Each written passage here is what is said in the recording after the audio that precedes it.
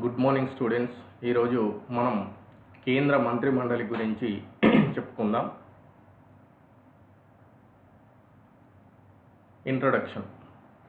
భారత రాజ్యాంగంలోని 74, 75 ఈ రెండు అధికరణాలు మనకు కేంద్ర మంత్రి మండలి గురించి వివరిస్తాయి. కేంద్ర కార్యనిర్వాహక శాఖలో మంత్రి మండలి అనేది మంత్రుల యొక్క సముదాయంగా మనం చెప్పుకోవచ్చు. దేశంలో విధానపరమైనటువంటి నిర్ణయాలు తీసుకొని వాటిని అమలుపరిచే ప్రధాన బాధ్యత కేంద్ర మంత్రి మండలిపై ఉంది. అదేవిధంగా దేశ పరిపాలన సంబంధమైనటువంటి విషయాల నిర్వహణ అంతా కూడా కేంద్ర మంత్రి మండలి చూసుకుంటుంది. మరి ప్రధానమంత్రి ఆధ్వర్యంలో ఇది పనిచేస్తుంది. 74వ అధికరణాన్ని అనుసరించి ప్రధానమంత్రి ఆధ్వర్యంలో మంత్రి మండలి తన విధులను నిర్వర్తిస్తుంది. అంతేకాకుండా రాష్ట్రపతికి విధుల నిర్వహణలో అవసరమైన సలహాలు, సహాయాన్ని అందిస్తుంది. ఇక 75వ అధికరణాన్ని అనుసరించి కేంద్ర మంత్రి మండలి లోక్సభకు సమిష్టి బాధ్యత వహిస్తుంది. ఈ రెండు అధికరణాలు అంటే 74, 75 అధికరణాలు మనకు కేంద్ర మంత్రి మండలి గురించి తెలియజేస్తాయి. ఇప్పుడు కేంద్ర మంత్రి మండలి యొక్క కాంపోజిషన్ అంటే నిర్మాణం ఎలా ఉంటుంది అనేది మనం చూద్దాం. కేంద్ర మంత్రివర్గంలో 3 రకాల మినిస్టర్స్ ఉంటారు. అంతేకాకుండా వారందరికీ అధిపతిగా ప్రధానమంత్రి ఉంటారు. కాబట్టి ప్రధానమంత్రి మరియు ఇతర మంత్రులు అందరూ కలిసి కేంద్ర మంత్రి మండలిగా వ్యవహరిస్తారు అని చెప్పుకోవచ్చు. కాబట్టి ప్రధానమంత్రి మరియు ఇతర మంత్రులు ఈ కేంద్ర మంత్రి మండలిలో సభ్యులుగా ఉంటారు. ఇప్పుడు టైప్స్ ఆఫ్ మినిస్టర్స్, కేంద్ర మంత్రి మండలి రకాలను చూద్దాం. ప్రధానంగా 3 రకాలుగా కేంద్ర మంత్రులు ఉంటారు. 1 cabinet ministers, 2 state minister, 3 deputy minister. అయితే ఈ స్టేట్ మినిస్టర్లోనే 2 రకాల మంత్రుల్ని మనం గమనించవచ్చు. కొందరు ఇండిపెండెంట్ ఛార్జ్తో పనిచేస్తారు, కొందరు ఇండిపెండెంట్ ఛార్జ్ లేకుండా పనిచేస్తారు. కాబట్టి ప్రధానంగా 3 రకాల మంత్రులు మనం గమనించవచ్చు. 1 క్యాబినెట్ మంత్రులు, ఒక్కొక్కటి మనం డీటెయిల్డ్గా చూద్దాం. He is present and he participates in every meeting of the cabinet. Cabinet మంత్రి ప్రతి క్యాబినెట్ మీటింగ్కు హాజరవుతాడు, అంటే మంత్రిమండలి సమావేశానికి హాజరవుతాడు. క్యాబినెట్ మంత్రులను ఎవరిని అంటామంటే కీలకమైన అతిపెద్ద శాఖల్ని, ముఖ్యమైన శాఖల్ని నిర్వహించేటువంటి మంత్రుల్ని మనం క్యాబినెట్ మంత్రులు అని చెప్పేసి అంటాం. క్యాబినెట్ మంత్రులు సుదీర్ఘ అనుభవాన్ని కలిగిన వారు, పాలనా సామర్థ్యం కలిగిన వాళ్ళు మరియు రాజ్యాంగం పట్ల, శాసనాల పట్ల పరిజ్ఞానం కలిగినటువంటి వాళ్ళను క్యాబినెట్ మంత్రులుగా ప్రధానమంత్రి తీసుకుంటాడు. కాబట్టి మంత్రిమండలి తరపున మొత్తం నిర్ణయాలన్నీ చేసేది క్యాబినెట్ మంత్రులే. మంత్రిమండలి సమావేశం అయింది అంటే మొత్తం మంత్రులు సమావేశం కారు, కేవలం క్యాబినెట్ మంత్రులే సమావేశమవుతారు. అంటే మొత్తం మంత్రివర్గ సభ్యులందరి తరపున క్యాబినెటే నిర్ణయాలు తీసుకొని వాటిని అమలు పరుస్తుంది. కాబట్టి క్యాబినెట్ మినిస్టర్ యొక్క హోదా చాలా పెద్దదిగా మనం చెప్పుకోవచ్చు. మంచి అనుభవం, పాలనా సామర్థ్యం, రాజ్యాంగపరమైన, శాసనపరమైన జ్ఞానం కలిగిన వారిని క్యాబినెట్ మినిస్టర్స్గా తీసుకుంటారు. ఫర్ ఎగ్జాంపుల్ దేశ రక్షణ, విదేశీ వ్యవహారాలు, అదేవిధంగా ఆర్థిక, పరిశ్రమలు, information technology, human resource development ఇలాంటి ముఖ్యమైనటువంటి శాఖల్ని నిర్వహించే మంత్రుల్ని మనం క్యాబినెట్ మంత్రులుగా పిలుస్తాం. ఇక రెండవది స్టేట్ మంత్రులు, minister of state with independent charge, minister of state. ఇక్కడ స్టేట్ మంత్రుల్లో 2 రకాలు. కొందరేమో ఇండిపెండెంట్ ఛార్జ్ కలిగి ఉంటారు. He is a minister of state who does not work under a cabinet minister when any matter concerning his department is on the agenda of the cabinet. He is invited to attend the meeting. అంటే ఇక్కడ వీళ్ళు independent charge కలిగి ఉంటారు. ఏదైనా ఒక చిన్న శాఖను స్వతంత్ర ప్రతిపత్తితో వీళ్ళు నిర్వహిస్తారు. ప్రధానమంత్రికి నేరుగా జవాబుదారీగా ఉంటారు. వీళ్ళ పరిధిలో వీళ్ళు తమ శాఖ పరిధిలో నిర్ణయాలు తీసుకునేటువంటి అధికారాన్ని కలిగి ఉంటారు. కాకపోతే వీరు క్యాబినెట్ సమావేశాలకు హాజరు కారు. కానీ వారి శాఖకు సంబంధించి ఏదైనా విషయం ఎజెండాలో గనక చేర్చబడి ఉన్నట్టయితే మరి వాళ్ళకు ఆహ్వానం పంపుతారు. అప్పుడు వాళ్ళు క్యాబినెట్ మీటింగ్కు హాజరవుతారు. ఇక మినిస్టర్ ఆఫ్ స్టేట్ దీంట్లోనే he is a minister who does not have independent charge of any department and works under a cabinet minister. The work to such minister is allotted by his cabinet minister. అంటే ఇక్కడ ఈయనకు independent charge ఉండదు, సొంత నిర్ణయాలు తీసుకునే అధికారం ఉండదు. Cabinet minister కింద ఇతడు పని చేయవలసి ఉంటుంది. మరి ఆ పెద్ద శాఖలో ఉన్నటువంటి ఒక విభాగాన్ని ఇతడు నిర్వహిస్తాడు. ఇతడు స్వయంగా ఎలాంటి నిర్ణయాలు తీసుకోడు. క్యాబినెట్ మినిస్టర్ ఆధ్వర్యంలోనే ఆ విభాగాన్ని నిర్వహిస్తాడు. ఇక మూడవది deputy minister. He is a minister who works under a cabinet minister or a minister of state with independent charge. His work is allotted by the minister under whom he is working. Deputy మినిస్టర్నే మనం సహాయ మంత్రులు అని కూడా అంటాం. బ్రిటన్లో వీళ్ళనే parliamentary కార్యదర్శులు, జూనియర్ మంత్రులు అని కూడా అంటారు. మరి ఈ సహాయ మంత్రులు ఏం చేస్తారంటే స్వయంగా వీళ్ళు ఎలాంటి శాఖను నిర్వహించరు, ఎలాంటి నిర్ణయాలు తీసుకునేటువంటి అధికారం వీళ్ళకు ఉండదు. కేవలం క్యాబినెట్ మంత్రికి వీళ్ళు అలాట్ చేయబడతారు. లేదంటే స్టేట్ మినిస్టర్ ఇండిపెండెంట్ ఛార్జ్ కలిగినటువంటి మంత్రికి అలాట్ చేయబడతారు. మరి వారి కింద వీరు సహాయం చేస్తూ ఉండాలి. పాలన, శాసన సంబంధమైన వ్యవహారాల్లో మరి అలాట్ చేయబడ్డటువంటి మంత్రులకు వీళ్ళు సహాయ సహకారాలు అందిస్తూ ఉంటారు. ఇలా మంత్రులను మనం 3 రకాలుగా చెప్పవచ్చు. 1 cabinet ministers, 2 state ministers, 3 deputy ministers.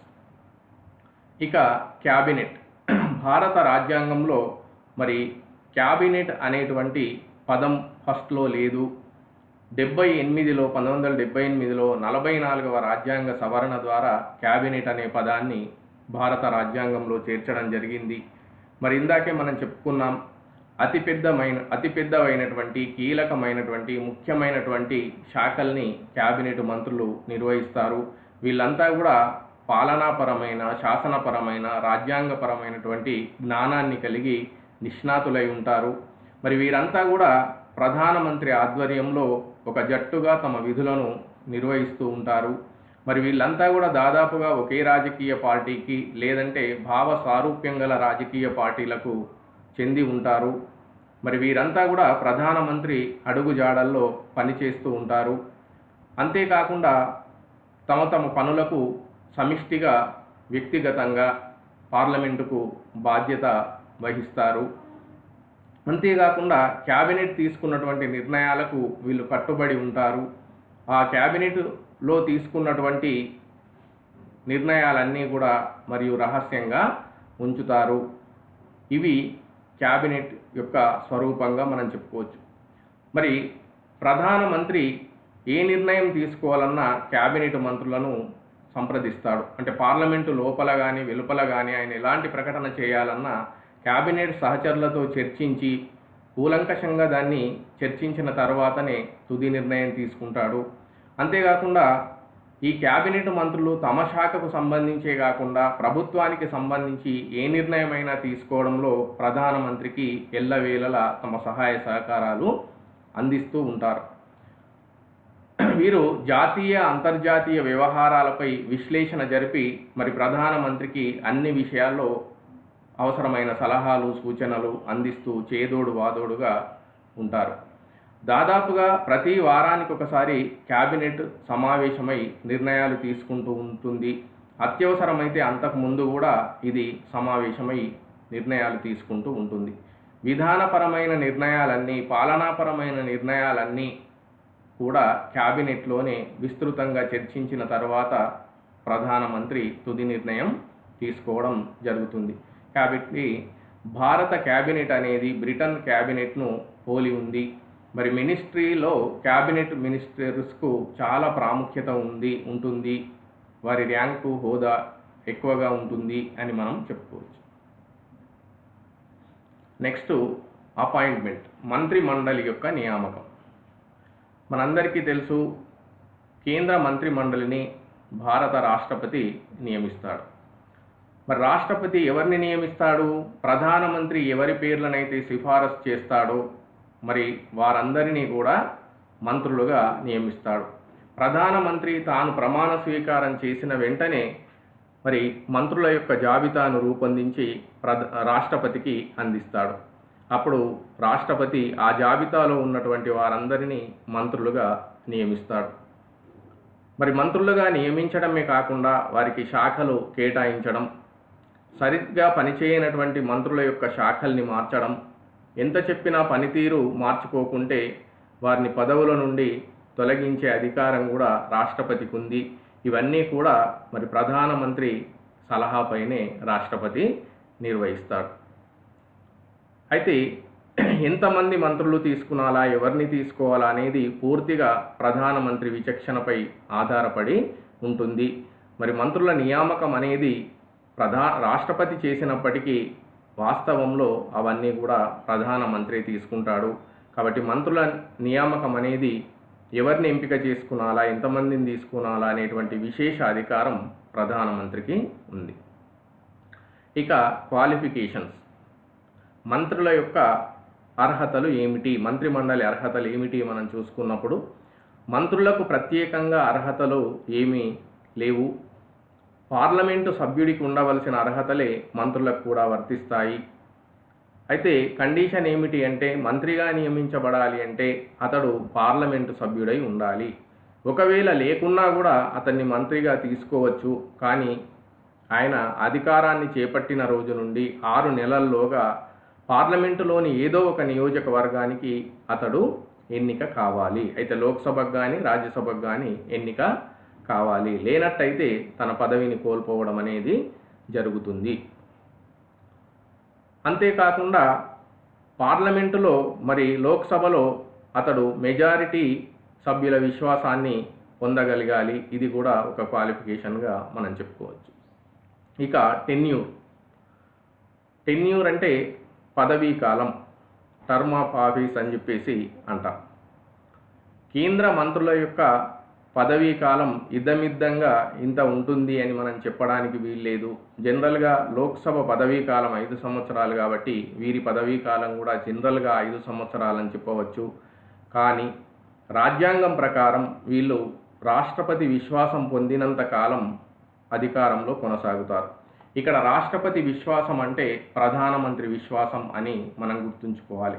ఎందుకంటే ప్రధానమంత్రి యొక్క విశ్వాసాన్ని కోల్పోతే ఆ మంత్రి పదవి నుండి బర్తరఫ్ చేయబడతాడు. కాబట్టి ప్రధానమంత్రి విశ్వాసాన్ని అతడు చూరగొన్నంత కాలం అధికారంలో కొనసాగుతాడు, మ్యాక్సిమంగా 5 years వరకు. అంతేకాకుండా రెండో అంశం, లోక్సభలో మెజారిటీ ఉన్నంత కాలం కేంద్ర మంత్రి మండలి అధికారంలో కొనసాగుతుంది. ఒకవేళ లోక్సభలో విశ్వాసం గనక కోల్పోయినట్టయితే, మెజారిటీ కోల్పోయినట్టయితే మరి తక్షణమే మంత్రులు తమ పదవులకు రాజీనామా చేయవలసి ఉంటుంది. కాబట్టి ఇక్కడ 2 విషయాలు మనం ప్రధానంగా గుర్తుంచుకోవాలి. ఒకటి, రాష్ట్రపతి విశ్వాసం ఉన్నంత కాలం, అంటే వాస్తవంగా ప్రధానమంత్రి విశ్వాసం ఉన్నంత కాలం. 2, లోక్సభలో మెజారిటీ ఉన్నంత కాలం వీళ్ళు తమ పదవుల్లో కొనసాగుతారు, మ్యాక్సిమంగా 5 years వరకు. ఇక స్ట్రెంగ్త్, మంత్రిమండలి సభ్యుల సంఖ్య ఎంత ఉండాలి అనేది పూర్తిగా ప్రధానమంత్రి ఇష్టాయిష్టాలపై ఆధారపడి ఉంటుంది.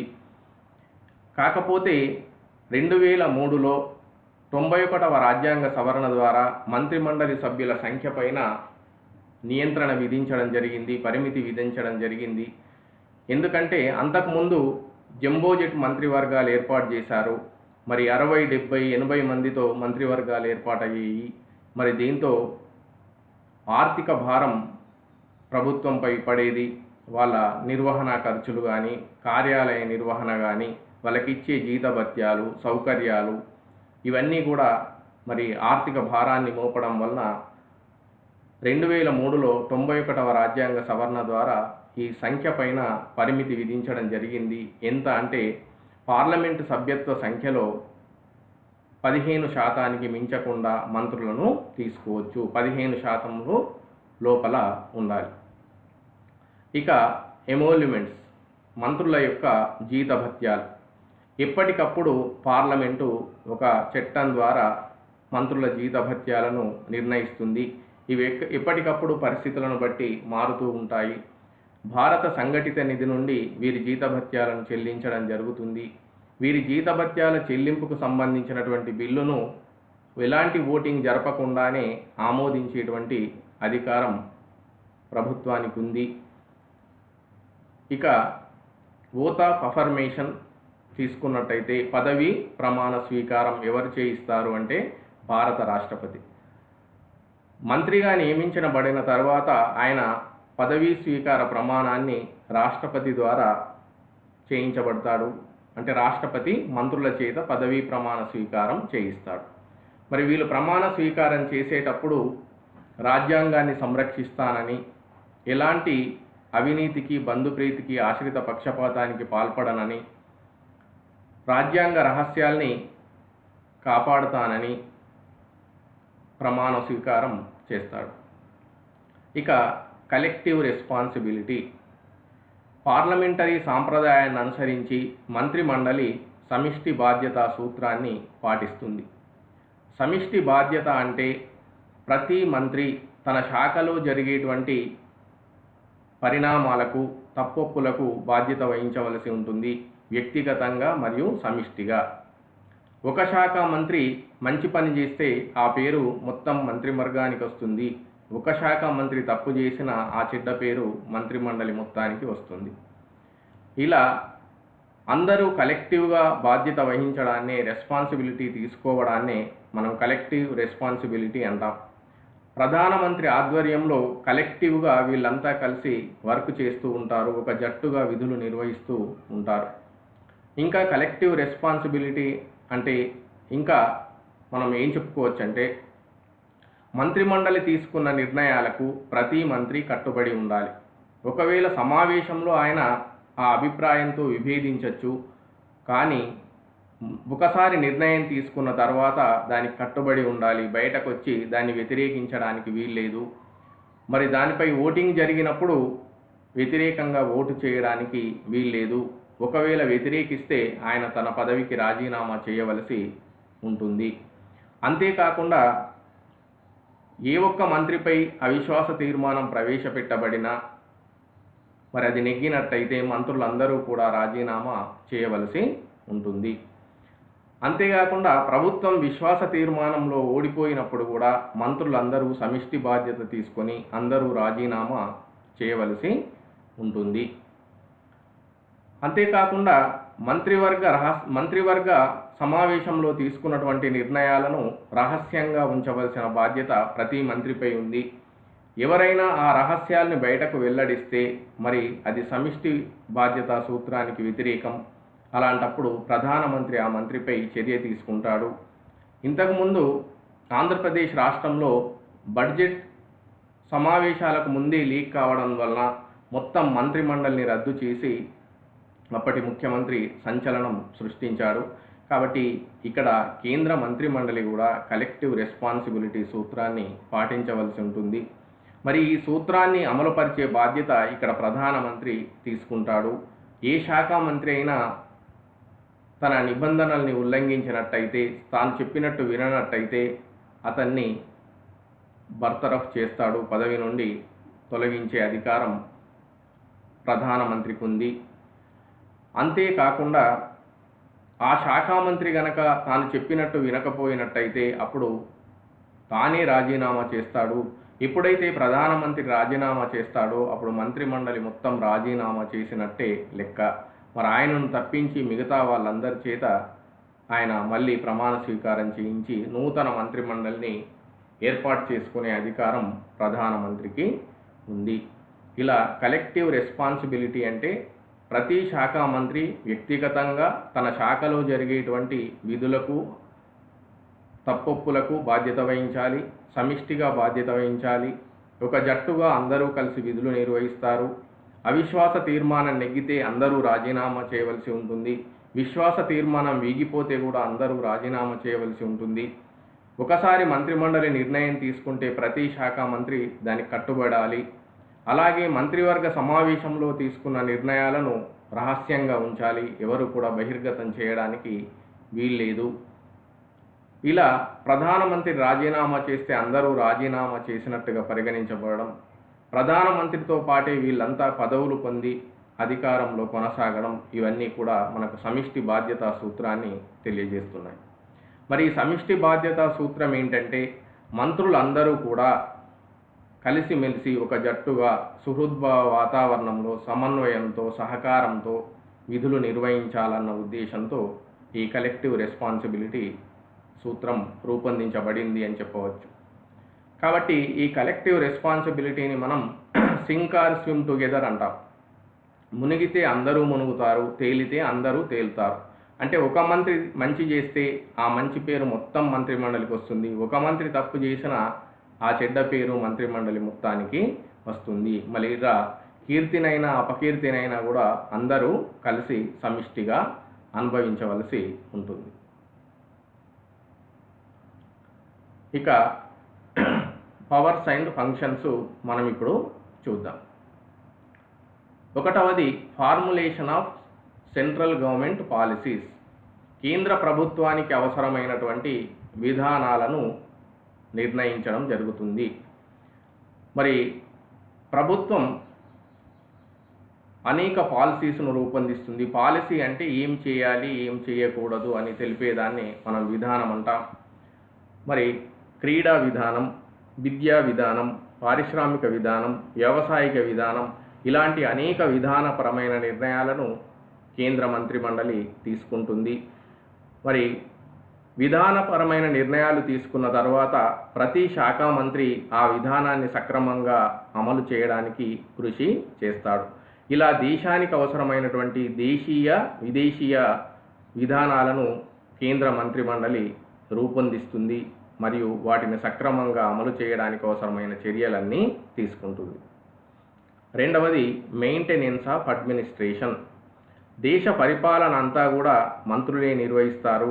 కాబట్టి పరిపాలన సక్రమంగా జరగడానికి అవసరమైనటువంటి నియమ నిబంధనలు, చర్యలు అన్నీ కూడా కేంద్ర మంత్రిమండలి తీసుకుంటుంది. ఎందుకంటే వీళ్ళ యొక్క సామర్థ్యంపైనే, శక్తి సామర్థ్యాలపైనే దేశ పరిపాలన అనేది ఆధారపడి ఉంటుంది. మరి పాలనకు అవసరమైనటువంటి సిబ్బందిని వీళ్ళు కంట్రోల్ చేస్తారు. ఫర్ ఎగ్జాంపుల్, ప్రతి శాఖ మంత్రి తన శాఖలో ఉండేటువంటి సిబ్బంది పైన పూర్తి నియంత్రణ, అజమాయిషి, పర్యవేక్షణ అధికారం కలిగి ఉంటాడు. తన శాఖలో పనిచేసేటువంటి సిబ్బందికి అవసరమైనటువంటి రూల్స్ అండ్ రెగ్యులేషన్స్ను రూపొందిస్తాడు. వాళ్ళంతా సక్రమంగా తమ విధులు నిర్వహించేలా ప్రతి శాఖ మంత్రి తగిన చర్యలు తీసుకుంటాడు. ఇక కోఆర్డినేటివ్ ఫంక్షన్. ఇక్కడ మంత్రిమండలి ఒక కోఆర్డినేటివ్ ఫంక్షన్ కూడా నిర్వహిస్తుంది అని చెప్పుకోవచ్చు. సమన్వయ విధులు నిర్వహిస్తుంది అని చెప్పుకోవచ్చు. మరి ఇక్కడ మంత్రిమండలి తరపున నిర్ణయాలన్నీ తీసుకునేది క్యాబినెట్ కాబట్టి క్యాబినెట్ మరి వివిధ మంత్రిత్వ శాఖల మధ్య ఏమైనా విభేదాలు, మనస్పర్ధలు వస్తే మరి వాటిని పరిష్కరిస్తుంది. అలాగే వివిధ ఉన్నత అధికారుల మధ్య ఏమైనా విభేదాలు వస్తే వాటిని పరిష్కరిస్తుంది. ఇలా అధికారుల మధ్య, మంత్రుల మధ్య, వివిధ విభాగాల మధ్య ఏర్పడినటువంటి వైషమ్యాలు, విద్వేషాలు, మనస్పర్ధల్ని తొలగించి వాళ్ళందరినీ సమన్వయపరిచే బాధ్యత ఇక్కడ క్యాబినెట్ తీసుకుంటుంది అని మనం చెప్పుకోవచ్చు. ఇక నెక్స్ట్ అపాయింట్మెంట్ పవర్స్. మరి దేశంలో వివిధ ఉన్నత పదవుల్లో ఉండేటువంటి అధికారులందరినీ కూడా నియమించేటువంటి అధికారం కేంద్ర మంత్రిమండలికి ఉంది. ఫర్ ఎగ్జాంపుల్, వివిధ రాష్ట్రాల గవర్నర్లు, కేంద్రపాలిత ప్రాంతాల లెఫ్టినెంట్ గవర్నర్లు, సుప్రీంకోర్టు, హైకోర్టు ప్రధాన న్యాయమూర్తులు మరియు సాధారణ న్యాయమూర్తులు, union public service commission, finance commission chairman మరియు సభ్యులు, అలాగే ఇంకా అనేక కమిషన్లు ఉంటాయి, ప్రభుత్వ రంగ సంస్థలు ఉంటాయి, వాటి అధిపతులు, మెంబర్సు, అనేక బోర్డు మెంబర్లను, అదేవిధంగా అటార్నీ జనరల్ ఆఫ్ ఇండియాను, సొలిసిటర్ జనరల్ ఆఫ్ ఇండియాను, ఇలా దేశంలో ఉండేటువంటి ఉన్నత స్థానాల్లో ఉండేటువంటి అధికారులు, వివిధ పదవుల్లో ఉండేటువంటి ఉద్యోగులను, చైర్మన్లను, మెంబర్లను అందరినీ కూడా అపాయింట్మెంట్ చేసేటువంటి అధికారం మరి కేంద్ర మంత్రిమండలికి ఉంది. వీళ్ళందరి పేర్లు వివిధ పదవులకు ఎవరిని నియమించాలనేది కేంద్ర మంత్రిమండలి రాష్ట్రపతికి సూచిస్తుంది. మరియు కేంద్ర మంత్రిమండలి సూచించినటువంటి వారినే ఆయా పదవుల్లో రాష్ట్రపతి నియమించడం జరుగుతుంది. రోల్ ఇన్ లా మేకింగ్, చట్ట తయారీలో క్యాబినెట్ కీలకమైన పాత్ర పోషిస్తుంది. అంటే చట్టం తయారు చేయడానికి ముందు దాన్ని బిల్లు రూపంలో సభలో ప్రవేశపెడతారు. మరి ప్రతి శాఖ మంత్రి తన శాఖ నిర్వహణకు, దేశ పరిపాలనకు అవసరమైనటువంటి బిల్లులను రూపొందించి సభలో ప్రవేశపెట్టడం జరుగుతుంది. సభలో ప్రవేశపెట్టిన తర్వాత వాటిని వివిధ దశల్లో నడిపించి ప్రతిపక్ష పార్టీల విమర్శలకు సరి అయిన జవాబులిచ్చి మరి బిల్లు సభలో నెగ్గేలా మంత్రిమండలి మొత్తం కూడా కృషి చేస్తుంది.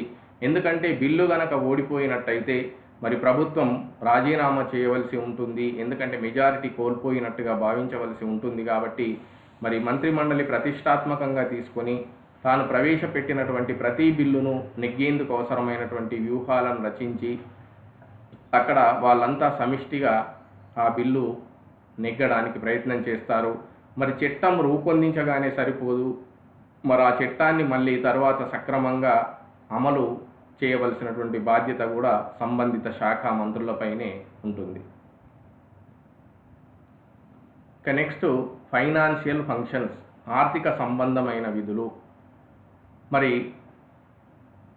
కేంద్ర మంత్రిమండలికి విధుల నిర్వహణ కోసం నిధులు కావాలి. మరి ఆ నిధులను ఎట్లా సమకూర్చుకోవాలి, ఏ రంగానికి ఎంత ఖర్చు చేయాలి అనేది బడ్జెట్ రూపంలో వాళ్ళు తయారు చేస్తారు. బడ్జెట్ అంటే ఒక సంవత్సర కాలంలోని ఆదాయ వ్యయాల పట్టికని మనం బడ్జెట్ అంటాం. మరి ఆర్థిక శాఖ మంత్రి బడ్జెట్ను తయారు చేసి సభలో ప్రవేశపెట్టి వాటిని బడ్జెట్ ఆమోదం పొందడానికి మంత్రిమండలి మొత్తం కూడా కృషి చేస్తుంది. పన్నుల విధింపు, పన్నులు పెంచడం, పన్నులు తగ్గించడం, ఇలాంటి చర్యలన్నీ కూడా ఆర్థిక సంబంధమైన విధానపరమైన నిర్ణయాలన్నీ కూడా కేంద్ర మంత్రిమండలి తీసుకుంటుంది. మరి బడ్జెట్ను రూపొందించిన తర్వాత రాష్ట్రపతి అనుమతితో దాన్ని సభలో ప్రవేశపెడతారు. సభలో ప్రవేశపెట్టే కంటే ముందే క్యాబినెట్ విస్తృతంగా దాన్ని చర్చించి, కూలంకషంగా చర్చించి బడ్జెట్కు ఒక తుది రూపు ఇస్తుంది. రాష్ట్రపతి అనుమతితో పార్లమెంటులో ప్రవేశపెట్టిన తర్వాత కూడా మరి ఆ బడ్జెట్పై జరిగే చర్చలో ప్రతి శాఖ మంత్రి పాల్గొంటాడు. గ్రాంట్ల కోసం డిమాండ్లను ఓటింగ్కు పెడతాడు. ఆ పెట్టి బడ్జెట్ సభ ఆమోదం పొందడానికి కృషి చేస్తాడు. ముఖ్యంగా ఆర్థిక బిల్లు కనుక శాసనసభలో, పార్లమెంటులో ఓడిపోయినట్టయితే ప్రభుత్వం రాజీనామా చేయవలసి ఉంటుంది. కాబట్టి మరి ప్రభుత్వం అంటే కేంద్ర మంత్రులు అత్యంత ప్రతిష్టాత్మకంగా తీసుకొని బిల్లును అంటే బడ్జెట్కు సంబంధించినటువంటి బిల్లుల్ని వివిధ దశల్లో నడిపించి సభ ఆమోదం పొందడానికి కృషి చేస్తారు. అంతేకాకుండా దేశానికి అవసరమైనటువంటి ఫైనాన్షియల్ పాలసీస్ను కేంద్ర మంత్రిమండలి రూపొందిస్తుంది. దేశ ఆర్థికాభివృద్ధికి అవసరమైన విధానపరమైన నిర్ణయాలను తీసుకుంటుంది. అదేవిధంగా పన్నుల విధానం ఎట్లా ఉండాలి, కోశ విధానం ఎట్లా ఉండాలి, ఇట్లాంటివన్నీ కూడా రూపొందిస్తుంది. అదేవిధంగా ప్రణాళికలు రూపొందించి ప్రణాళికాబద్ధంగా అభివృద్ధి సాధించడానికి కూడా కేంద్ర మంత్రిమండలి కృషి చేస్తుంది. ఇక కొన్ని అదర్ ఫంక్షన్స్ చూద్దాం. డెవలప్మెంటల్ యాక్టివిటీస్ అంటే దేశ అభివృద్ధికి అవసరమైనటువంటి కీలకమైన నిర్ణయాలన్నీ కూడా కేంద్ర మంత్రిమండలి తీసుకుంటుంది. వివిధ రంగాల్లో అవలంబించవలసినటువంటి వ్యూహాలను ఖరారు చేస్తుంది. ఉదాహరణకు వ్యవసాయం, విద్యుత్ శక్తి, పరిశ్రమలు, రవాణా, విద్య, ఇన్ఫర్మేషన్ టెక్నాలజీ, కమ్యూనికేషన్స్, ఇవన్నీ కూడా కీలకమైనటువంటి రంగాలు. ఈ రంగాల్లో ఎలాంటి వ్యూహాలను అవలంబించాలా, ఎలాంటి విధానాలను అవలంబించాలా అనేది కేంద్ర మంత్రిమండలి నిర్ణయిస్తుంది. ఇక నెక్స్ట్ వెల్ఫేర్ యాక్టివిటీస్. దేశంలోని ప్రజల సంక్షేమం కోసం అనేక వెల్ఫేర్ యాక్టివిటీస్ను కేంద్ర మంత్రిమండలి రూపొందిస్తుంది. ఎందుకంటే ఏ ప్రభుత్వం అయితే ప్రజా సంక్షేమ కార్యకలాపాలు చేపడుతుందో తిరిగి వచ్చే ఎన్నికల్లో మళ్ళీ ఆ ప్రభుత్వం గెలిచే అవకాశం ఉంటుంది. కాబట్టి ప్రజల అభివృద్ధికి, ప్రజల సంక్షేమానికి అవసరమైనటువంటి సంక్షేమ పథకాలకు రూపకల్పన కేంద్ర మంత్రిమండలి చేస్తుంది. ఇక maintenance of law and order, దేశంలో శాంతి భద్రతల నిర్వహణ ప్రధాన బాధ్యత కేంద్ర మంత్రిమండలిది. దేశంలో ఎక్కడ అలజడులు చెలరేగినా, మత కలహాలు జరిగినా, ఎలాంటి ఇన్సిడెంట్స్ జరిగినా వెంటనే కేంద్ర మంత్రిమండలి అప్రమత్తమై మరి శాంతి భద్రతల్ని అదుపులోకి తీసుకురావడానికి అవసరమైన చర్యలన్నీ కూడా తీసుకుంటుంది. దీనికోసం హోంశాఖ ఉన్నప్పటికీ కూడా మంత్రిమండలి మొత్తం కూడా సమావేశమై పరిస్థితిని సమీక్షిస్తుంది. ఎందుకంటే దేశంలో శాంతి భద్రతలు ఉన్నప్పుడే అభివృద్ధి అనేది, పరిపాలన అనేది సజావుగా సాగుతుంది అని చెప్పుకోవచ్చు. ఎందుకంటే దేశ రక్షణ కానీ, దేశంలో అంతర్గతంగా శాంతి భద్రతలు, ఇవి రెండు కూడా చాలా ముఖ్యమైనటువంటి అంశాలు. ఇవి రెండు కరెక్ట్గా ఉన్నప్పుడే మరి మిగతా విషయాలపై మంత్రులు దృష్టి సారించి అభివృద్ధి కార్యక్రమాలు రూపొందించడానికి అవకాశం ఉంటుంది. కాబట్టి లా అండ్ ఆర్డర్ను చక్కగా మెయింటైన్ చేయడం కేంద్ర మంత్రిమండలి యొక్క ప్రధాన బాధ్యతగా మనం చెప్పుకోవచ్చు. ఇక position of the union council of minister, కేంద్ర మంత్రిమండలి యొక్క పాత్ర లేదా స్థానం ఏమిటి అని మనం పరిశీలించినప్పుడు, దేశంలో అత్యున్నత విధాన నిర్ణాయక మరియు అమలు సంస్థగా మనం కేంద్ర మంత్రిమండలిని చెప్పుకోవచ్చు. దేశ పరిపాలనా వ్యవహారాలన్నీ తీసుకునేటువంటి విభాగంగా మనం చెప్పుకోవచ్చు. మరి దేశాన్ని అభివృద్ధి పథంలో ముందుకు తీసుకెళ్లాల్సిన బాధ్యత కేంద్ర మంత్రిమండలిపై ఉంది అని చెప్పి మనం చెప్పుకోవచ్చు. దేశ రాజకీయాలు మొత్తం కూడా క్యాబినెట్ చుట్టూనే పరిభ్రమిస్తుంటాయి అని చెప్పేసి సర్ జాన్ మెరియట్ తన అభిప్రాయాన్ని వ్యక్తం చేశాడు. అంటే దేశ రాజకీయ వ్యవస్థ మొత్తం కూడా క్యాబినెట్ చుట్టూనే పరిభ్రమిస్తూ ఉంటుంది అని సర్ జాన్ మెరియట్ తన అభిప్రాయాన్ని వ్యక్తం చేశాడు. అంతేకాకుండా కేంద్ర మంత్రిమండలి అనేది రాజ్యం అనేటువంటి నౌకకు ఒక చోదక చక్రం వంటిది అని చెప్పి రామ్సే మ్యూర్ కూడా తన అభిప్రాయాన్ని వ్యక్తం చేయడం జరిగింది. అంటే రాజ్యం అనే నౌకకు క్యాబినెట్ అనేది చోదక చక్రము, స్టీరింగ్ లాంటిది. ఈ స్టీరింగ్ సరిగా లేదనుకోండి మరి మనం గమ్యాన్ని చేరలేము. కాబట్టి రాజ్యం అనేటువంటి నౌకకు ఇది ఒక చోదక చక్రం, దాన్ని నడిపేటువంటి స్టీరింగ్ డ్రైవర్ మరియు స్టీరింగ్గా మంత్రిమండలిని ఆయన అభివర్ణించడం జరిగింది. ఈ రెండు డెఫినేషన్స్ ద్వారా, ఈ రెండు కొటేషన్స్ ద్వారా మనం కేంద్ర మంత్రిమండలి యొక్క ప్రాముఖ్యతను అర్థం చేసుకోవచ్చు. కాబట్టి దేశ పరిపాలనా బాధ్యతలన్నీ కూడా కేంద్ర మంత్రిమండలిపైనే ఉన్నాయి. కాబట్టి కేంద్ర మంత్రిమండలి యొక్క శక్తి సామర్థ్యాలపైనే దేశ అభివృద్ధి, ప్రజా సంక్షేమం అనేవి ఆధారపడి ఉన్నాయి అని చెప్పి మనం చెప్పుకోవచ్చు. దీంతో ఈ క్లాసు కంప్లీట్ అయింది. తిరిగి మళ్ళీ నెక్స్ట్ క్లాస్లో కలుసుకుందాం. Thank you.